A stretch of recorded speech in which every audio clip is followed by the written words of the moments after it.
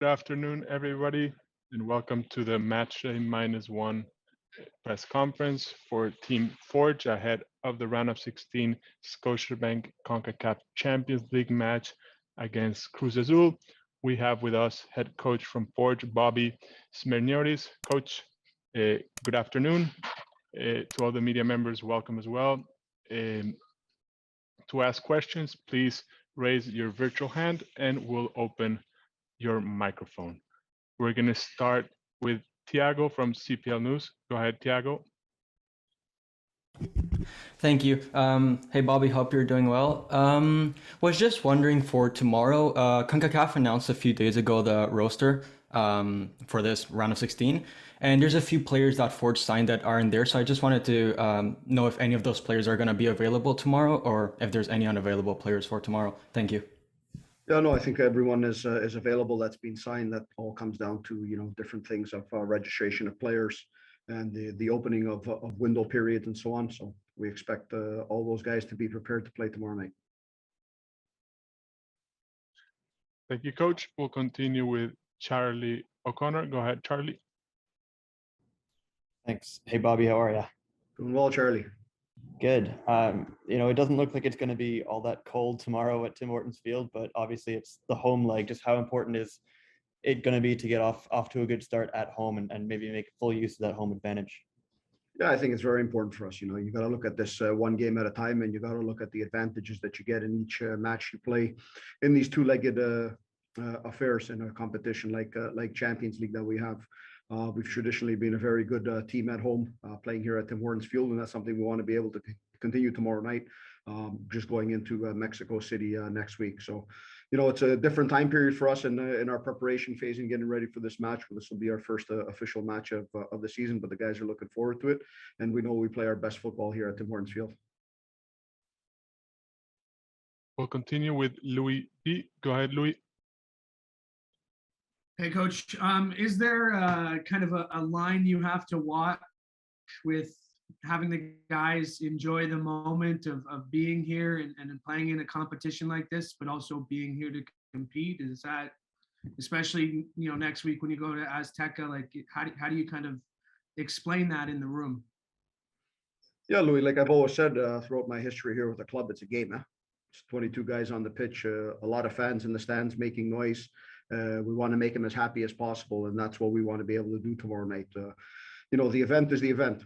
In year one of our existence, a couple of months in, we were playing in CONCACAF League, and not many people gave us a chance in that competition, being a new team. This is a new competition, but a competition that we've come into, and we've earned our spot here, and we've earned our reputation for doing well in CONCACAF. Obviously, we have a team in front of us in Cruz Azul, who's a giant in Liga MX and Mexican football. But I think that's also a great opportunity for our team, and that's the way we're looking at it going into tomorrow night. And the festivities are the festivities, but the whistle blows. It's 90 minutes. The ball is round, and we see how it goes. We'll continue with Adam Jenkins. Go ahead, Adam. Thank you very much, and good morning, Bobby. You just touched on it briefly in Charlie's question about this being a very different time period for your squad, and anyone who's followed Forge knows how important and how seriously you guys take your preparation. So assuming that this is the most difficult challenge you've ever had to face in terms of opponent and timing, how do you get your guys as battle ready as you possibly can, considering where you are in the calendar? I think the biggest focus has to go on these games, not think about, where we are in the calendar, how many official matches we've played, what the rhythm of the team is. It's, these are two games and you go and give everything into them. I think tactically we have a very good game plan about how we approach things, especially in these knockout competitions.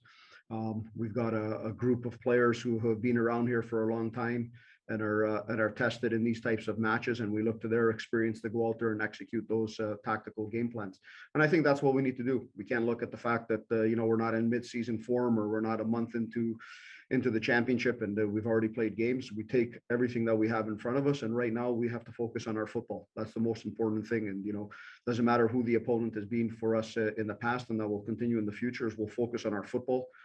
That's one thing that gets us the success that we've had, and we just focus on that, and we go out there and we give 90 minutes of our best football tomorrow night. We'll continue with Oliver Platt. Go ahead, Oliver. Hi, Bobby. Good to see you. There's been probably more changes this offseason to your roster than we've seen in any other offseason in the CPL so far. Did you go into the offseason with a specific idea of refreshing the team, or was it just kind of a natural cycle, I guess, from one season to another? Yeah, I think in one way, it's maybe not a natural cycle for us from a season to another, but we looked at a team that for 3 years was very consistent. In the 3 years, competed at the top of everyone's capacity. We look at the 3 seasons and the bulk of the players winning 2 championships, finishing top of the league, qualifying for Champions League at some point. For some players, that cycle finishes. We've seen some players move on and move on to some different leagues, which is very good, and that's what we also want to see. And then we also need to see those moments where you need to freshen up the squad as you go forward. I think as a CPL squad, you probably have a life cycle of 2 to 3 years. We stretch that, and we're continuing to stretch it because a lot of the guys that are on the pitch that will be playing tomorrow were there on day number 1. So I think that's one thing that we've been able to do very well, is keep a very good core together to make sure that there's not a lot of change in the off season. And then when you do make the changes, you've planned for it and you're looking to bring in the pieces, that fit the ones that are going out, or look to upgrade in certain areas, whether that's goals, whether it's in the midfield and different types of midfielders. And I think we've done a pretty good job at that so far. We'll continue with a few more additions as we go.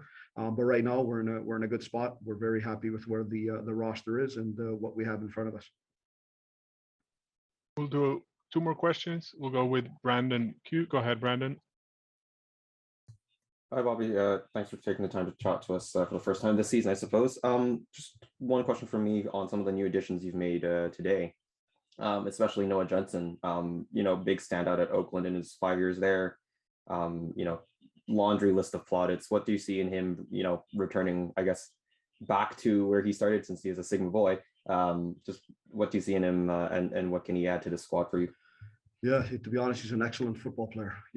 He's got a great head on him. His vision is just absolutely excellent, and how he moves the ball and keeps things going, especially in the attack.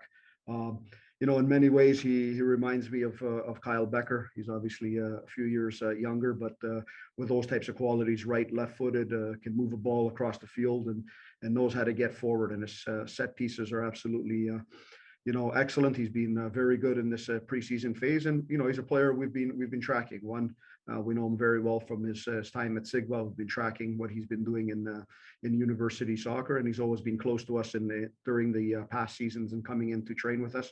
So I think this was a natural transition for him, and we see that his game is ready to contribute in this team and in this league. We'll do a last question. Armin Berakin. Go ahead, Armin. Hi, Bobby. Thank you for your time today. I guess looking back at the last few years with Forge FC, did you guys think there was a realistic possibility that you'd be playing Champions League football against a team like Cruz Azul in such a short time frame? And I guess, is there any vertigo from just how quickly you've seen this club go from not existing to competing at this stage? Yeah, I think that's the big one. It's how quick it's come. I think when you start out and you have a plan and you see what's ahead of you, that's the excitement that comes along with being a club in this league. It's the ability to compete continentally. And we've seen that in different phases throughout our first three years. And, we look at 2021, which I think was our best year on the field in all aspects. And, we made a massive push in Concacaf League. It wasn't a matter of just qualifying for Champions League, but it was a fact of us going to try and win a trophy in that event. And unfortunately came up a little bit short in that. But I think we've always thought big from the beginning and knowing what was in front of us. I think that first year in Concacaf League gave us a lot of confidence going forward in some of those matches that we had. And although it was a little bit shorter for us with the 2 rounds, it just gave us a lot of confidence. Year 2, we obviously went out when we were very close to qualifying for Champions League in the second year. And I think that gave a lot of motivation. And I think, once you get a taste of that, and we've been blessed to have that over the last 3 years, is you want more. This year we'll see another team in the Canadian Premier League Pacific have a taste of Concacaf League, and I can tell you it's very contagious. So we're very happy where we are. We're ecstatic that we're we're part of this competition, but we're not just happy to be here. We know the challenge that's in front of us with Cruz Azul and the quality that they bring to the table, but we're not just happy to be here to play these couple of matches. We're looking to see how we keep ourselves going in this competition. We know it's not something to take for granted. It's not something that comes every year. Also, the competition is changing in the future, and we don't know exactly how that will all work out. So we take the moment as it is, and we're more than happy to be here 3 years into being a club, going into our 4th year competing in this event.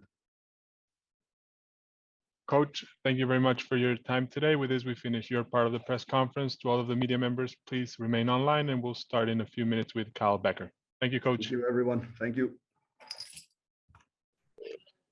We'll continue today's press conference with player number 10, Kyle Bekker. To all the media members, same process. Please raise your hand and we'll open your microphone.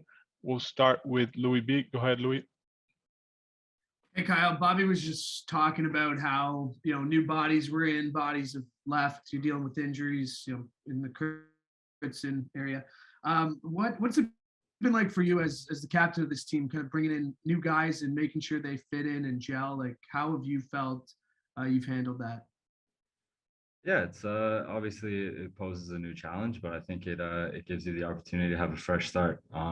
Obviously, there was a lot of successes we had, a lot of positives from last season, but there's a lot of things that we felt we could kind of build on and grow and do a little bit better. So it gives you the opportunity to kind of have a fresh start, get everyone on the same page, and I think just bringing in new faces into the locker room brings that competitive spirit. Guys who've been here for a while have to kind of step up and be those leaders, but also know that there's guys coming in here and want to prove themselves too. So I think it helps raise the bar. It helps have that healthy competition within a team, which is positive to kind of keep pushing guys forward.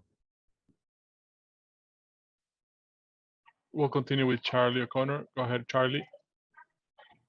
Thanks. Hey, Kyle, how are you? Good. Obviously you guys have been off for a little while. Cruz Azul are in season, but that's not really anything new to you guys, right? Considering the 2020 Concacaf League, that was kind of the whole thing. So just how much does that sort of experience help you guys, and just how confident are you guys in your preparation, your readiness for this game? Yeah, it's obviously it poses a little different perspective. I mean, obviously, with Cruz Azul playing week in and week out in the middle of their competition right now, they're going to have that game freshness that we may not have. But we've guys who've been in this competition. We've been the underdog before, and we know what's kind of we're going to come up against tomorrow night. So it's a matter of just kind of harping on those finer details, getting guys ready to compete, and remember that we're playing at home and we gotta play for a result. We'll continue with Adam Jenkins. Go ahead, Adam. Thank you. Good afternoon, Kyle. This is a Forge team that's seemingly lifted the bar every time it's been set for them, and now going at this once again on the biggest stage. As the captain, as someone who's been there for every moment, how have you seen this group evolve into a team that is ready to handle Concacaf Champions League, and even as far as going into Motagua, getting your 0-0 draw in Tegucigalpa? Where have you seen the evolution in your group? It's been there each year. I think we've grown from experiences. We've been able to kind of reflect on what we've gone, the games that we've played, and where we feel we could have done better, where we feel we have to get a little bit more mature, continue to grow, continue to get better, and kind of take that into the next year and keep going. And I think this is just another progression of that. Obviously, this is our first time in the Champions League portion of this competition, which is fantastic. We're going up against an incredibly historic club. It's another amazing feat for us here, being a club only in existence for now going to our 4th year. But as I said, it's a young group. We have a desire to learn. We have a desire to get better, push the envelope, and that's just kind of the mentality we've had and maintained throughout. We'll continue with Armin. Go ahead, Armin. Hey, Kyle, thank you for taking the time. I'm curious about your own personal experiences and your own personal journeys. Obviously, Champions League is an exciting moment for every single footballer in the world. How do you feel personally now that you've reached this new stage in your own career? And did you think when you first signed for Forge FC that in 3 years you'd be playing Champions League football? It's exciting. Obviously, these are the games you want to play in, especially when you're a kid growing up and you're first kind of getting into this. It's you want to test yourself against the best competition. You want to be under those lights. You want to play in those important games, and playing the continental football matches of Concacaf and now in Champions League is the best. It's what you get excited for. There's a different buzz kind of coming into the stadium leading up to it, and it's fantastic. And then you add an opponent like Cruz Azul, it makes for definitely a great night. But coming into this with Forge, I don't know if I could have said that I would have known this is a reality. I think there's a lot of stuff that goes into it. I'm not a person to kind of look too far ahead, and it's just been trying to grow on everything we've done and take it as it kind of comes, and take each challenge game by game. And that's what we've done, and it's paid off because we've have a fantastic group here. We have a fantastic staff that makes sure we're organized and kind of instills that belief in us to go out and achieve more. And I think that's the reason why we're here today. We'll continue with Sergio Venegas. Sergio, go ahead. Yeah, thank you very much. Congratulations to facing this part of the competition. This is Sergio Venegas from Mexico City, Deportrece.com. What do you know about Cruz Azul? I don't know if they already asked, so sorry. Just getting to the conference for covering other ones. So what do you know about the Cruz Azul that is a former 4 top teams from Mexico City? And what do you expect for the game of tomorrow? And I wish you the best luck for tomorrow. Thank you very much. Thank you. Yeah, obviously we know the history and the great history that comes with a club like Cruz Azul. Obviously they pride themselves on being in a competition like Champions League. They've had success in this in their past, and they obviously now any team that's in this competition at this stage obviously wants to keep going and knows the importance of it. But we could talk about Cruz Azul forever. I think they're a fantastic team. They're going to be dangerous on the counterattack. They're very disciplined. They have incredible structure and a ton of talent across the board. So there's no doubt that it's a massive test for our club, but something that we're looking forward to. Do we have any further questions for Kyle?